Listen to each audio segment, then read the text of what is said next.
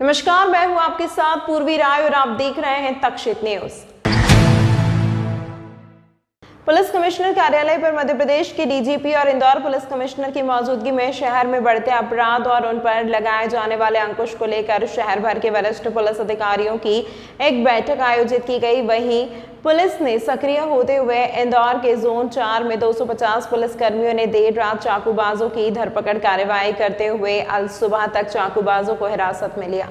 Zone 4 के 250 पुलिसकर्मियों द्वारा एक साथ अन्नपूर्णा, छतरीपुरा, चंदन नगर, द्वारकापुरी सहित शहर के सभी थाना क्षेत्रों में यह चाकूबाजों को पकड़ने की कार्यवाही की गई। पुलिस के आला अधिकारियों ने यह सभी पुलिसकर्मियों में साफ तौर पर कह दिया था कि किसी भी आरोपी को पकड़ने से पहले उसके वीडियो और फोटो जरूर बनाएं, जिससे कि पुलिस पर किसी तरह का आरोप प्रत्यारोप ना लगे। जिसके बाद पुलिसकर्मी देर रात सभी थाना क्षेत्रों में चेकिंग करते हुए जोन 4 में से ही 60 चाकूबाज को गिरफ्तार किया। वहीं जोन के पास चाकू बरामद हुआ। पुलिस ने उन्हें सभी के खिलाफ दंडात्मक कार्यवाही की।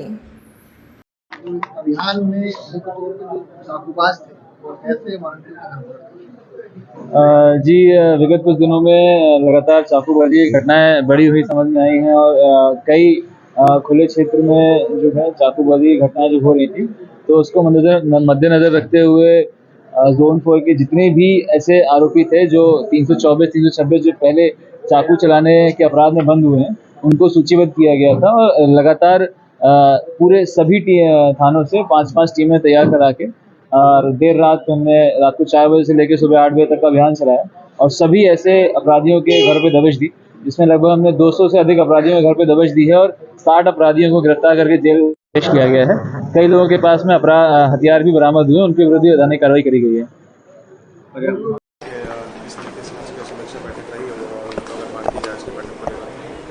आज पुलिस महानिदेशक महोदय का भ्रमण था।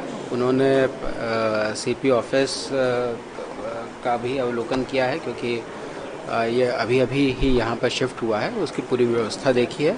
उसके अतिरिक्त हाल ही में जो 2 रोड रेज की घटनाएं और 3 मर्डर्स हुए हैं, उसके बारे में भी समीक्षा की है और उनके द्वारा कुछ निर्देश भी दिए गए हैं, जिस प्रकार से इस प्रकार की घटनाओं को रोका जा सके। कुछ स्पेशल कमेंट्स के द्वारा दिए गए हैं कि जिस तरीके से अभी तो स्टार्ट कर दिया है कि जो चाकूबाजी की घटनाएं हुई हैं, इसके बाद में शहर के जो चिन्हित बदमाश हैं उनकी सुनिश्चित की जा रही है, उनकी तलाशी भी की जा रही है, अभियान चलाया जा रहा है। इस तरीके से उस पर उन्होंने संतोष व्यक्त किया है और ये भी निर्देशित किया है कि उसको और सघन तरीके से किया जाए। पंचकृति 5 एलिमेंट्स की स्टार कास्ट ने इंदौर में किया फिल्म का प्रमोशन। कन्या भ्रूण हत्या, महिला सशक्तिकरण और अंधविश्वास उन्मूलन पर आधारित फिल्म पंचकृति 5 एलिमेंट्स 25 अगस्त को सिनेमाघरों में रिलीज होने वाली है। ट्रेलर रिलीज बाद से ही मीडिया में सुर्खियां बटोर रही है यह फिल्म के प्रमोशन के लिए स्टार कास्ट ब्रजेंद्र काला, निर्माता निर्देशक संजय भार्गव, निर्मात्री लेखिका हरिप्रिया संबोधित करने के साथ ही college of dental science and hospital में स्टूडेंट्स के साथ फिल्म का प्रमोशन किया और शाम को सराफा बाजार और 56 भोग दुकान में इंदौर के विश्व प्रसिद्ध जायके का लुत्फ भी उठाया। अभिनेता ब्रजेंद्र काला ने कहा कि इंदौर हमेशा मेरे लिए खास रहा है। यह फिल्म 5 अलग अलग खूबसूरत कहानियों में से मैं खोपड़ी एक पंडित की भूमिका निभा रहा हूं। यह बहुत दिलचस्प किरदार है। फिल्म बहुत ही मनोरंजक तरीके से अहम सामाजिक संदेश भी देती है। सर बताइए, जो फिल्म आ रही है इसमें किस तरह का आप किरदार निभा रहे हैं? पंचकृति की एक कहानी है खोपड़ी, जिसमें मैंने काम किया। उस कहानी में मैं एक पंडित का किरदार निभा रहा हूँ और पंडित वो ऐसा वैसा नहीं, और प्रकांड पंडित है। मतलब वो ज्ञाता है हर चीज़ का और साथ के साथ में तांत्रिक टाइप है। सॉरी, वो ऐसा वाला पंडित है कि वो कोशिश करता है कि कोई भी अगर उसको एक खोपड़ी मिली अगर तालाब में, तो वो इस रिसर्च में चला जाता है कि इस व्यक्ति की मृत्यु कैसे हुई, क्यों हुई, किस स्थिति में हुई। तो बाकी तो फिल्म देख के मालूम पड़ेगा। सर, इस तरह की जो प्रादेशिक फिल्में बन रही है, अर्बन रूरल एरिया पे जो फिल्में बन रही है, उनको तो आपको क्या लगता है कि इस तरह की फिल्में समाज में एक अच्छा संदेश पहुंचाएगी? डेफिनेटली मतलब जो जितनी भी पुरानी, मैंने बोला पहले भी बोला है कि हम पुरानी कहानियाँ अपने दादा दादी नाना नानी से सुनते थे, वो इसी तरह की कहानियाँ हुआ करती थी। प्रेमचंद साहब को पढ़ते थे, इसी तरह की कहानियाँ हुआ करती थी। पंचतंत्र को पढ़ते थे, इसी तरह की कहानियाँ हुआ करती थी। अब ये पंचकृति बनी है, ये मतलब सेलुलॉइड सिनेमा पर जब हम देखते हैं तो ये ज़्यादा असरकारक होती है, ज़्यादा दिमाग में रहती है। आजकल बच्चों ने, हम लोगों ने किताब पढ़ना छोड़ दिया है, देखना पसंद करते हैं। तो अगर हमको देखने के लिए इस तरह की चीज़ें मिलती हैं तो मुझे लगता है कि थोड़ा सा एक ज्ञानवर्धक के साथ साथ एक मनोरंजन के साथ साथ और जो हमारा ग्रामीण परिवेश है, रहा है, रहता है और अभी भी है ना, ये देखने को मिलेगा, समझने को मिलेगा। कोई बात नहीं, हो जाएगा।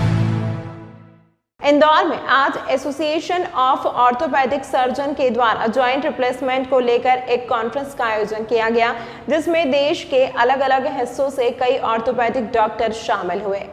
दरअसल देश के अलग अलग हिस्सों से आए ऑर्थोपेडिक डॉक्टर को जॉइंट सर्जरी की जटिलताओं को समझाने और वर्तमान में विकसित हुई तकनीक के इस्तेमाल की जानकारी देने के उद्देश्य से एक कॉन्फ्रेंस का आयोजन किया गया। एसोसिएशन ऑफ ऑर्थोपेडिक सर्जन के द्वारा आयोजित हुई यह कॉन्फ्रेंस अलग अलग सत्रों में आयोजित हुई, जिसमें डॉक्टर को अलग अलग विषयों पर प्रेजेंटेशन और उद्बोधन के माध्यम से जॉइंट रिप्लेसमेंट की विस्तृत प्रक्रिया से अवगत कराया गया। साथ ही वर्तमान में ऑर्थोपेडिक सर्जरी के क्षेत्र में आई नई तकनीक को लेकर भी जानकारी दी गई। इस दौरान इंदौर के अलग अलग अस्पतालों में आज चल रही जो जॉइंट रिप्लेसमेंट सर्जरी का लाइव प्रसारण भी डॉक्टर को दिखाया गया, ताकि इसके माध्यम से जॉइंट रिप्लेसमेंट की सर्जरी को बेहतर तरीके से समझाया जा सके। सर्जरी कॉन्फ्रेंस है ये रोबोटिक नी रिप्लेसमेंट पे बेस्ड एक हाफ डे कॉन्फ्रेंस है।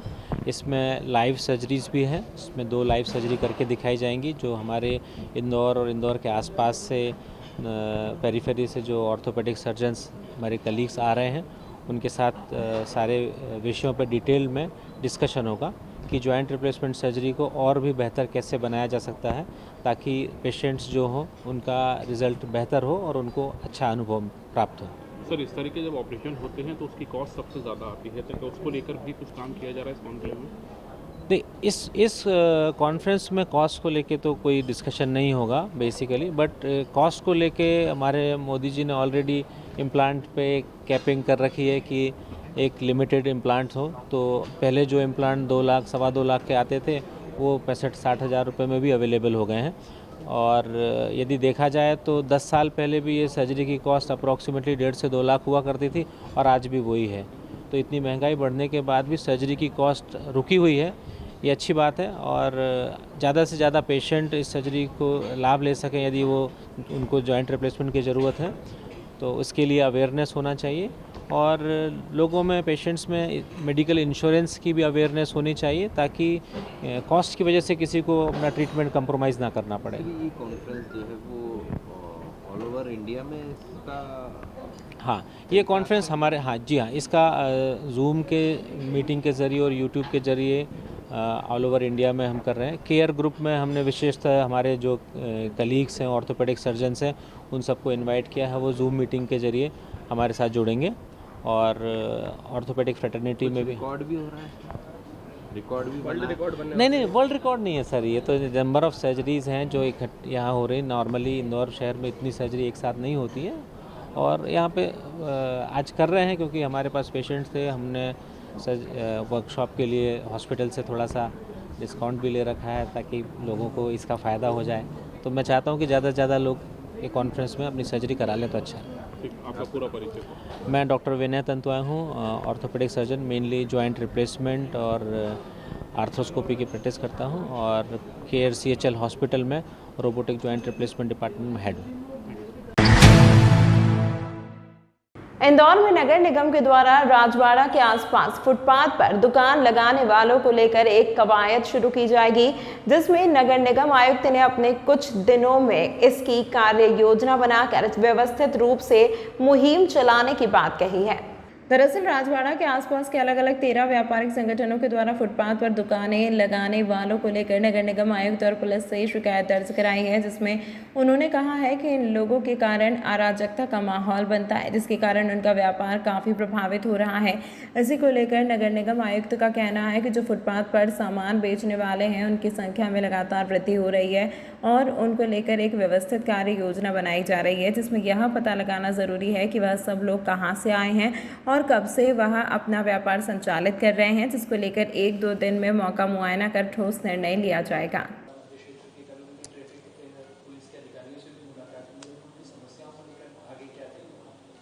उनकी समस्याओं को लेकर हम लोगों ने अंदर अपनी जो टीम है उनसे भी फीडबैक लिया है। वहाँ पर क्योंकि डेफिनेटली जो नंबर ऑफ वेंडर्स हैं उनकी संख्या काफ़ी ज़्यादा हो गई है, वो कहाँ से आए हैं, कहाँ उनको वापस भेजना है, क्योंकि सीधा हटाना और हटा के कहाँ करना है उसकी एक प्लानिंग और उस पर भी हम लोग चर्चा कर रहे हैं। तो वो एक कार्य योजना है, जब थोड़ा 1-2 दिनों में हम लोग फाइनल करते हैं उसके बाद स्पॉट विजिट करके भी उसको हम लोग आगे और स्ट्रीमलाइन करने की कोशिश करेंगे। इंदौर नगर निगम द्वारा स्वच्छता के सर्वेक्षण में जीत का सट्टा लगाने के उद्देश्य से केंद्र सरकार की सभी गाइडलाइन पर किया जाने वाला काम लगभग पूरा कर लिया है, जिसमें प्रमुख रूप से वाटर रिचार्जिंग, वायु गुणवत्ता सुधार और शहर को सुंदर बनाए जाने का काम शामिल है। दरअसल केंद्र सरकार के तय नियमों के अनुसार इंदौर नगर निगम को टीम को सर्वेक्षण के लिए बुलाने को पूर्व शहर भर में निगम वार्डों में सफाई, रंग रोगन, बैंक लोन सहित सारे काम करने में जुटा है। स्वच्छता सर्वेक्षण रेटिंग के लिए भी डॉक्यूमेंटेशन का काम पूरा हो गया है, जिसके लिए निगम ने 2250 अंकों की दावेदारी पेश की है। Zero waste ward, zero waste colony, कचरे से खाद बनाना, वायु गुणवत्ता सुधार सहित कई सारे कामों की जानकारी अपलोड की जा चुकी है। उन्हीं के आधार पर दल शहर का मुआयना करेगा। निगम के अधिकारियों के अनुसार दल जब आता है तो सूचना देकर नहीं आता है। वहीं जानकारी के अनुसार सर्वे के लिए केंद्र का दल अब कभी भी आ सकता है। जो स्वच्छता सर्वेक्षण के मापदंड है उसके अंतर्गत पिछले दिनों हम लोग लगातार जो है एक कार्य योजना के अंतर्गत काम कर रहे हैं और कोशिश किया है कि जो मापदंड है उसकी पूर्ति करते हुए हम सारी व्यवस्था ऑन द स्पॉट बना सकें। तमाम महत्वपूर्ण खबरों के लिए देखते रहिए तक्षित न्यूज।